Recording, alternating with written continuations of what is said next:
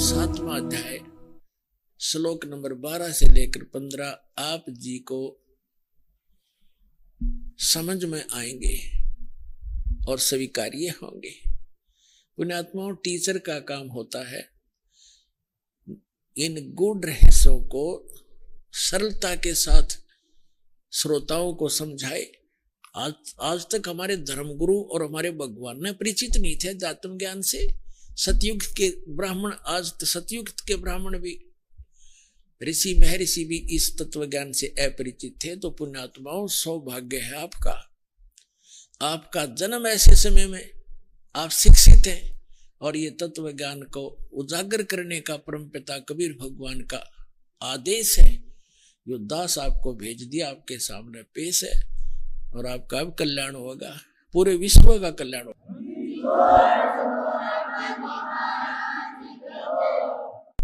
अभिति सिद्धम रजगुण ब्रह्मा सतगुण विष्णु तमगुण शिव जी। और अब देखिएगा श्रीमद् भगवत गीता, जयदाल गोयत का इसके अनुवादक है। 7वें अध्याय का हम वही 12 से लेकर 15 पढ़ेंगे। ये देखिएगा, अब ये बहुत आसानी से हमारे समझ में होगा और स्वीकार्य होगा। अब इसमें क्या कहा है, और भी जो सतगुण से उत्पन्न होने वाले भाव हैं और जो रजोगुण से तथा तमोगुण से होने वाले भाव हैं, उन सबको मुझसे ही होने वाले हैं ऐसा जान, परंतु वास्तव में उनमें मैं और वे मुझ में नहीं हैं। अब ये कौन है? रजगुण ब्रह्मा सतगुण विष्णु तमगुण शिव जी से अन्य है जो गीता ज्ञान दे रहा है। अब आगे ये क्या कहता है देखिएगा 13वें श्लोक में, 7वें अध्याय श्रीमद् भगवत गीता का। गुणों के कार्य रूप सात्विक, राजस और तामस, इन तीनों प्रकार के भाव से ये सारा संसार प्राणी समुदाय मोहित हो रहा है।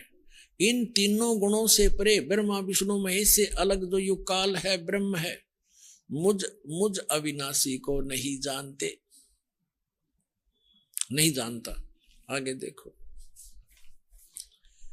अब 14वें श्लोक में क्या कहा है 7वें अध्याय के, क्योंकि यह अलौकिक अर्थात अति अद्भुत त्रिगुणमयी मेरी माया रजगुण ब्रह्मा सतगुण विष्णु तमगुण शिव जी के द्वारा फैलाया गया ये जाल बड़ी दुस्तर है, खतरनाक है।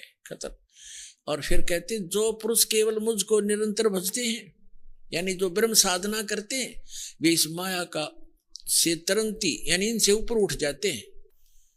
यानी जैसे ब्रह्मा विष्णु और शिव की जो साधना करते, ब्रह्मा की तपा कराया नहीं करते, इसने तो रिजेक्ट करे बैठे थे। जो विष्णु और शिव की भक्ति करते हैं उनसे उनको बहुत कम लाभ मिलता है, और ब्रह्म की साधना करने वाले ब्रह्मलोक में चले जाते हैं, वहां काफी समय तक, और वहां ज्यादा सुख सुविधाएं हैं। लेकिन ब्रह्मलोक में गए हुए प्राणी 20 जन्म मृत्यु के अंदर ही है।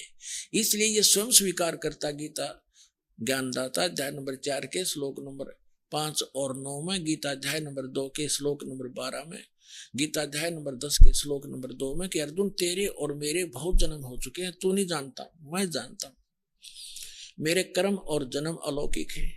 इसलिए ये कहता है कि मेरा साधक भी मेरी ही 7वें अध्याय के 18वें श्लोक में आगे आएगा कि मेरी साधना करना भी अनुत्तम है, घटिया है, क्योंकि जन्म मृत्यु ना साधक की मिटे ना मेरी मिटे, खुद कहता है। इसलिए 18वें अध्याय के 62वें श्लोक में कहा कि अर्जुन तू सर्वभाव से उस परमेश्वर की शरण में जा, उसकी कृपा से तू परम शांति को और सनातन परम धाम को प्राप्त होगा।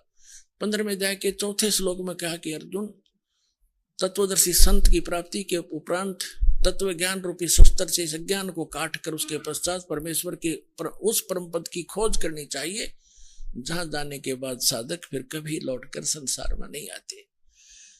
अपनी साधना को बना करता है केवल उसकी भक्ति करो। अब यहाँ जो प्रसंग चल रहा है ये क्या कह रहा है कि ये यदि ब्रह्मा विष्णु महेश से ऊपर उठकर मेरी भी साधना करें, इनसे अच्छा लाभ तो मैं दे दूं। ये मेरी साधना करने वाले इनसे तर जाते हैं, इनसे ऊपर उठ जाते हैं, इनकी भक्ति नहीं करते, वो ब्रह्मलोक प्राप्त करते हैं। ये देखिएगा, अब 7वां अध्याय का हम अब 14वां श्लोक पढ़ रहे हैं। क्योंकि यह अलौकिक अर्थात अति अद्भुत। त्रिगुण में ही मेरी माया, रजगुण ब्रह्मा सतगुण विष्णु तमगुण शिव जी द्वारा फैलाया गया जाल बड़े दुस्तर है। और जो पुरुष मुझको ही निरंतर भजते हैं वो इस माया का यानी ब्रह्मा विष्णु महेश से ऊपर उठ जाते हैं, मेरे वाला लाभ प्राप्त करते हैं। ब्रह्मा विष्णु महेश की साधना तक और इन्हीं से मिलने वाले लाभ पर जो दृढ़ हो चुके हैं और कोई सुनने को तैयार नहीं, उनके विषय में कहा है। जो इनके उपासक हैं तीनों गुणों के, ब्रह्मा विष्णु महेश के, माया के द्वारा जिनका ज्ञान हरा जा चुका है। 7वें अध्याय का 15वां श्लोक, यानी ब्रह्मा विष्णु महेश से ऊपर किसी की बात सुनने को तैयार नहीं, वहीं तक सीमित बुद्धि वाले असुर स्वभाव को धारण किए हुए मनुष्यों में नीच, आसुर माने दुष्ट राक्षस, और मनुष्यों में नीच और दूषित कर्म करने वाले मूर्ख मूढ़ लोग मुझको नहीं भजते। हो गया सिद्ध। अब क्या कह रहा है गीता ज्ञानदाता, अभी इस कंसेप्ट को क्लियर करना पड़ेगा। अब यहां क्या बताया है कि रजगुण ब्रह्मा सतगुण विष्णु तमगुण शिव जी की जो पूजा करते हैं उनको कहा है असुर स्वभाव को धारण किए हुए मनुष्यों में नीच, दूषित कर्म करने वाले मूर्ख, ये मेरी भक्ति भी ना करते, ब्रह्म तक की साधना भी नहीं करते। अब इसी से संबंधित आगे दिखाते हैं इसी 7वें अध्याय के 20, 21, 22 में। अब देखिएगा 7वें अध्याय का अध्याय नंबर 7 श्रीमद् भगवद गीता अध्याय नंबर 7 का और श्लोक नंबर हम 20 पढ़ेंगे।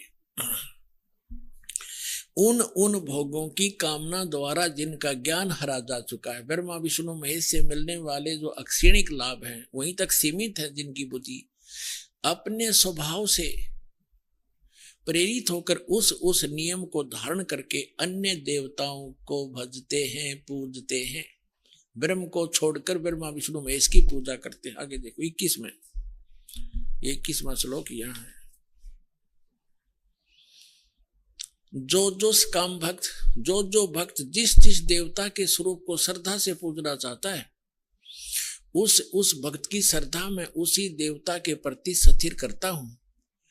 अब 22 में क्या कहा है, वह पुरुष उस श्रद्धा से युक्त होकर उस देवता का पूजन करता है और उस देवता से मेरे द्वारा ही विधान किए हुए उन इच्छित भोगों को निसंदेह प्राप्त करता है। अब गीता ज्ञानदाता यहाँ क्या कहना चाहता है कि जो भी भक्त परमात्मा के लिए प्रयत्नशील है और ये अन्य देवताओं की पूजा करता है, वो भक्ति तो कर रहा परमात्मा की मानकर, लेकिन वो उन देवताओं से जो भी लाभ मिल रहा है उनको मैंने ही कुछ शक्ति दे रखी। जैसे अभी आपने शिव पुराण में पढ़ा, इसने कहा कि तुम दोनों ने एक विभाग, सब तीनों ने एक विभाग प्राप्त कर रखा है मुझसे। वो काल कहता है रजोगुण विभाग प्राप्त है विष्णु ब्रह्मा जी को, सतोगुण विभाग प्राप्त है विष्णु जी को, तमोगुण विभाग प्राप्त है शंकर जी को।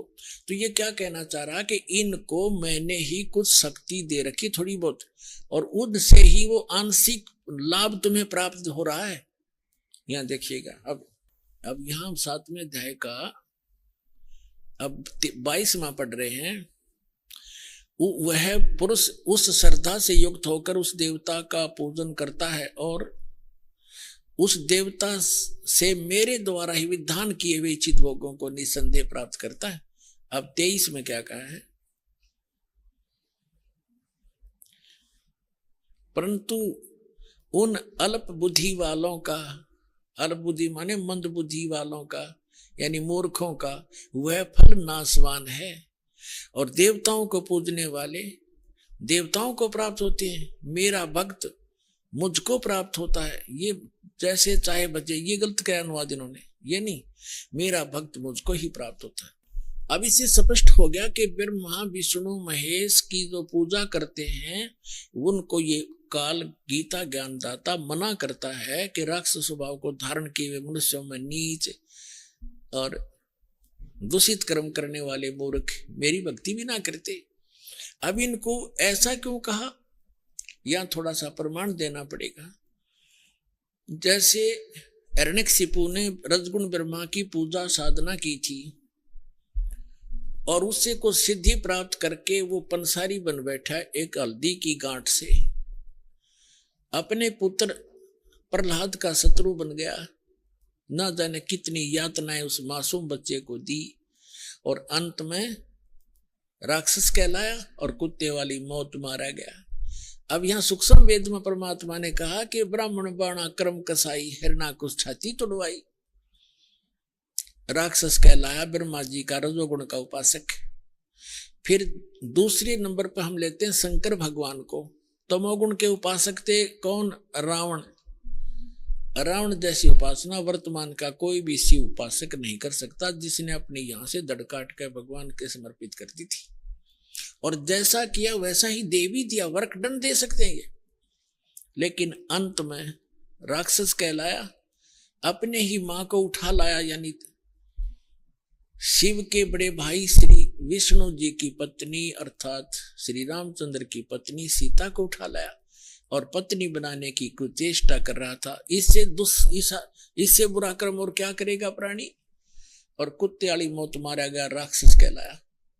एक भस्मा गिरी नाम का शिव का उपासक था, और भगवान शिव के मकान के सामने कैलाश पर्वत पर सिरासन लगाकर तपस्या करने लग गया, ऊपर को पैर नीचे न सिर।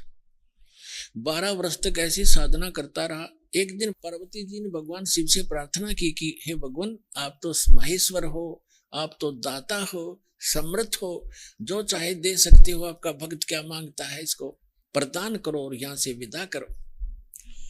तो भगवान शंकर ने कहा कि मांगो। भस्मागिरी, क्या मांगते हो भक्त? भस्मागिरी ने कहा कि वचनबद्ध हो भगवान, तब मांगूंगा। भगवान शिव ने कहा ठीक है, मैं वचनबद्ध हो गया। तब खड़ा हो गया छोड़ के तपस्या, और कहा कि भगवान ये भस्म कड़ा दे दो आपका। जो भगवान शिव ने अपने हाथ में भस्म कड़ा डाल रखा था, उसमें एक शक्ति थी कि जिसके भी सिर पे करके ऐसे और उसको कह दे भस्म, वो उसको जला देता था, राख बना देता था। और इस बात का ज्ञान था भस्मागिरी को। तो भगवान शिव ने वचनबद्ध हो चुके थे, निकाल के वो कड़ा भस्मागिरी को दे दिया। ज्यों ही वो भस्म कंडा हाथ में आया, उसी समय तेवर बदल गया। वो शिव का पुजारी, तमोगुण का उपासक, और कहा शिव जी होले होशियार, अब तुझे मारूंगा, पार्वती को अपनी पत्नी बनाऊंगा। और चला ऐसे करके भगवान शिव भाग लिए। अपने आत्माओं, हम इन नकली गुरुओं के भकाए हुए, भ्रमित किए हुए ये माना करते थे भगवान शिव कालज्जय हैं, मृत्युंजय हैं, ये अविनाशी हैं, अंतर्यामी हैं। ये तो कोई सा भी ना पाए, ना अंतर्यामी थे भगवान शिव, और ना ये अविनाशी थे। अविनाशी होते डर के क्यों भागते, वहां खड़े हो जाते, आ भाई कर भस्म, और भाग लिए।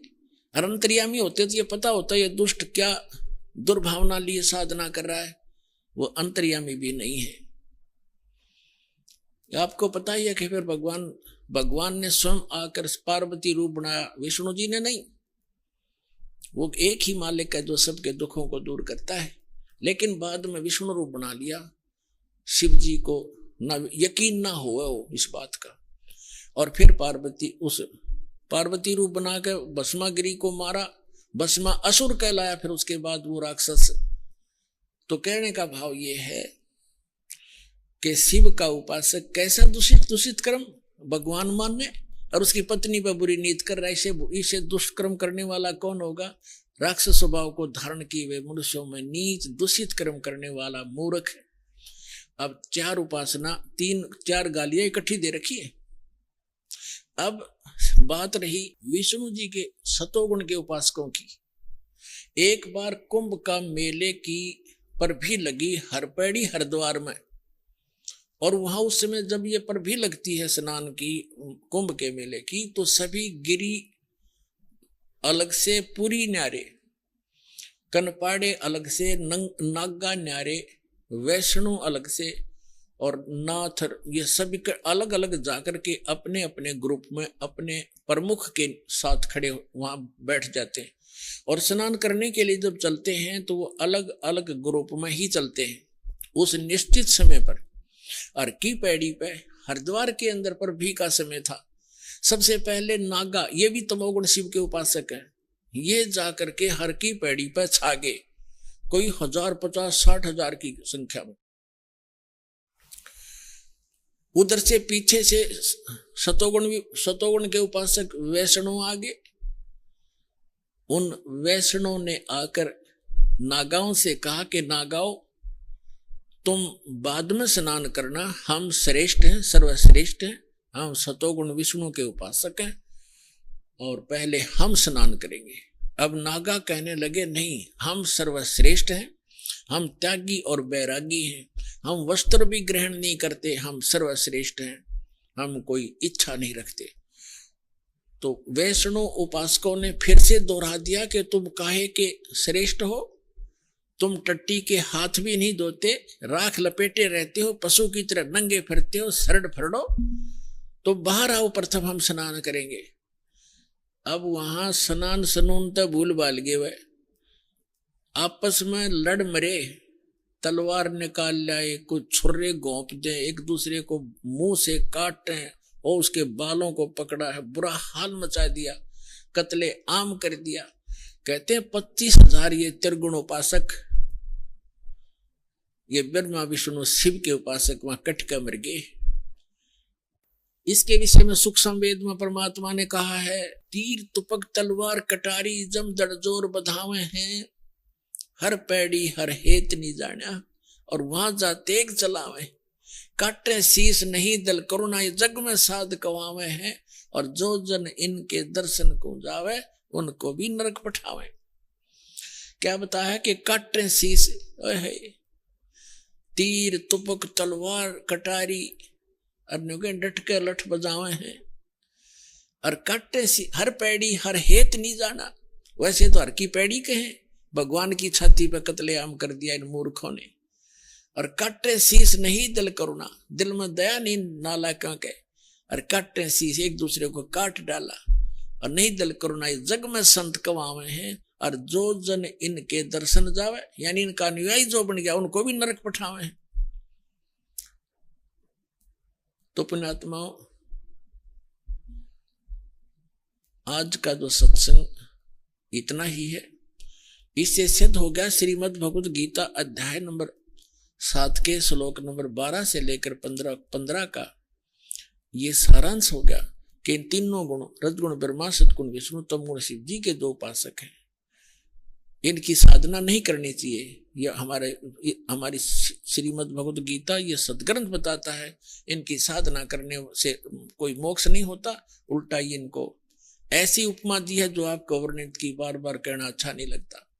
तो यहाँ भगवान कहा करते थे, 3 देव की जो करते भक्ति, उनकी को देना होवे मुक्ति, गुण तीनों की भक्ति में ये भूल पड़ो संसारे, कह कबीर निज नाम बिना कैसे उतरो पारे। तो इससे सिद्ध होगा भगवान ने 600 वर्ष पहले ये बात कही थी, जो आज दास ने उन्हीं के बताए ज्ञान के अनुसार उसके बच्चों को सिद्ध कर दिया कि ये साधना जो हम करते थे वो गलत थी, और जिनको हम पूजते थे वो भगवान नहीं थे। बोलो सतगुरुदेव।